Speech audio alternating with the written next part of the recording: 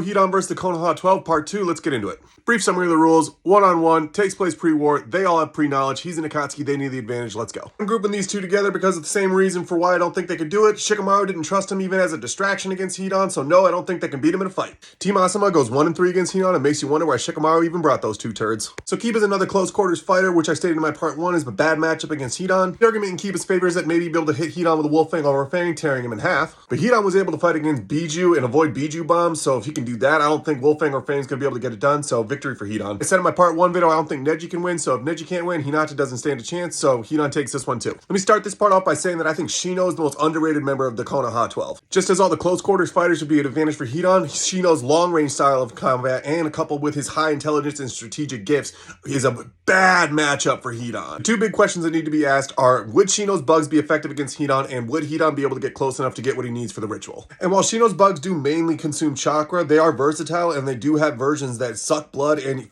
eat flesh. So yes, I do believe Shino's bugs would be effective against Hidan. Shino's high intelligence, strategy, prep time, and long range style of combat would make it near impossible for Hidan to be able to get close enough what he needs for the ritual. I think Shino wins this fight, but only with prep time and knowledge of Hidan's abilities. Team 8 also goes 1-3. I don't want to make this part.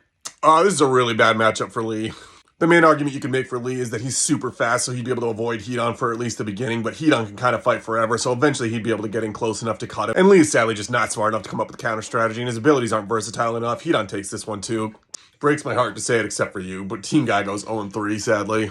And while she was in a fight with similar conditions against Satsuri of don't get cut or you lose, she had granted Chiyo in that fight, as well as having prep time able to develop an antidote, and from what we know, there's no antidote for Hidan's abilities. But without the healing seal, she would have to stop and physically heal herself every time, which would give Hidan enough time to just get her in a different spot, or rebuild the circle if she broke it when she punched the ground. But while I do think War Arc Sakura would take this fight, I do think pre-War Sakura would lose this one. Hidan wins, and Team Plot Armor goes 2-1.